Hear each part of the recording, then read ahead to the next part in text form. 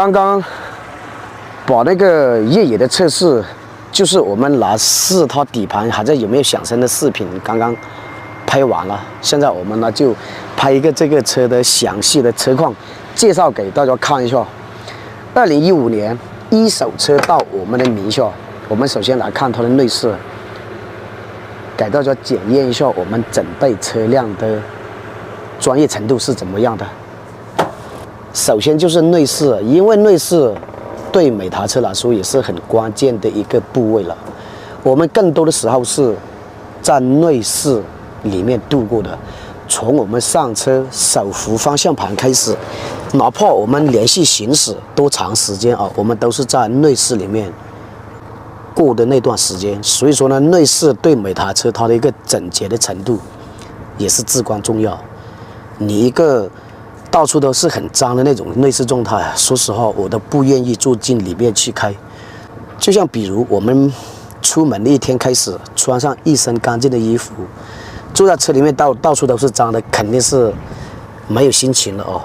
所以说呢，内饰来说，我们也是把它放在了重点的整备的范围内，从车顶它的边缘处，包括到这些门柱的装饰板，包括 A 柱的装饰板，它的清洁程度，到整个车顶，然后呢，再到它的座椅，再到中间部分，整个操控台，看到的是一个很整洁的一个状态。后排我们也看一下。后排也是一样啊，后排虽然说我们不在后排这边坐，更多是在那边手扶的方向盘，但是呢，我们提供给别人坐的一个地方也需要一个整洁干净的空间，形象嘛，对不对？人家上你的车了，别人说啊这个车这么脏，我不坐了，人家就会感觉到我们那种形象就不在了哦。这就是一个内饰空间需要它整洁的情况了。所以说呢，每台车它的内部整备当中也是很关键，很关键。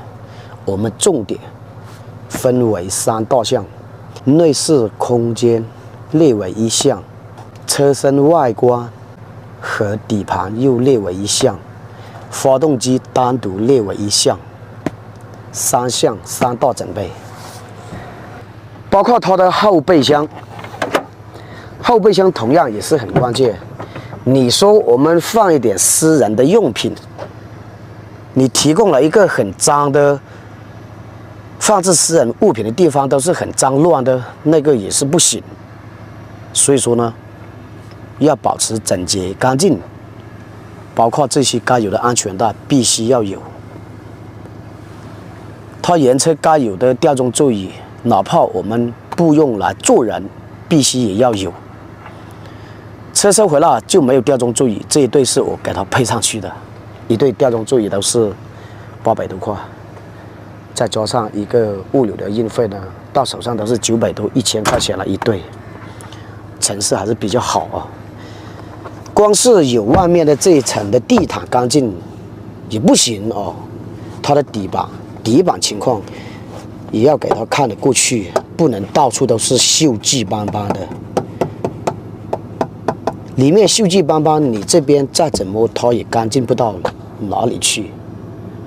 那个在颠簸路面的时候，里面的那个锈迹它都会渗透了这些地毯，直接渗透到它的地毯的表面。我们私人的物品随便装在这些地方都是脏的，因为我们出门总是大包小包嘛。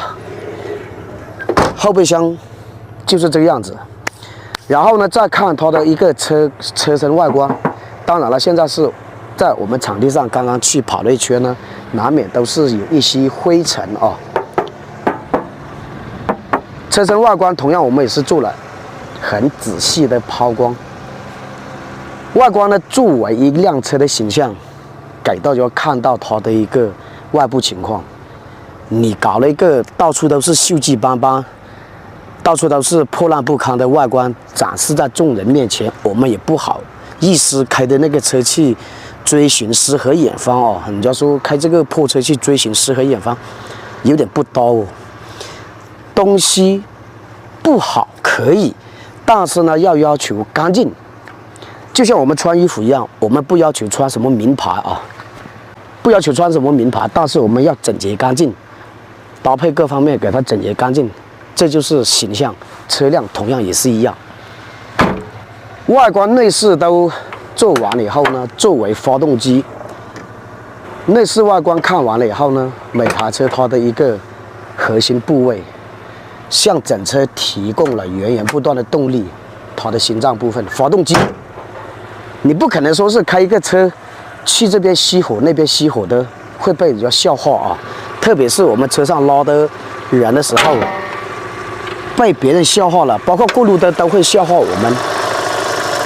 所以说呢，机舱里面的心脏部分，发动机必须要稳定、可靠，至少不能把我们扔在路上。这样子呢，我们就可以通过车辆在带出的工况来分辨、判断各种各样的暗病。车辆只要有暗病的潜在，早晚它都会把你给扔在路上掉了。对于每台车的每一个关键点都是很重要的。就像这台车一样，发动机通过我们全部调校完了以后，把机油给它重新换了，冷却水全部重新换了，正常使用当中不会把我们扔在路上。每台车3大件的整备，一般最低预算时间都是20天以上，有一些车甚至达到了1个半月45天。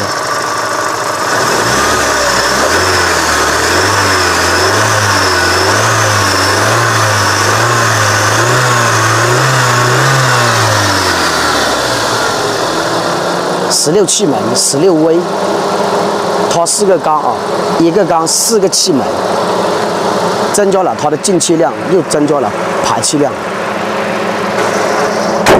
2015年，还是前车主直接一手卖在我们的手上，真实公里数74000公里。车呢，在上个月我刚刚把它剪掉了，我看一下剪到什么时候，2年以后才检车了啊。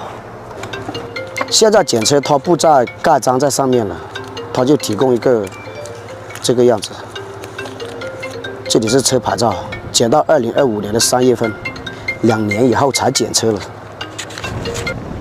冒包里，你在哪问题？我在场地上。你把开的跟我那云八讲的。不往那个车啊，我恨得那个车。啊？那个车我恨得很，不要，直接不要。20万。不往啊，不往，直接不往。要头。直接要头。我见着 Q6我那绕走，我跟你说，你在市场门口等在市场门口的嘛，我会绕到那边火大道去呢。啊。多分钱。啊。好。好。哎，好，哎。然后刚刚我们一个同行呢打电话给我，问我 Q6要不要，我说不要，那个车我不玩。我见到我都要绕着走，和他说。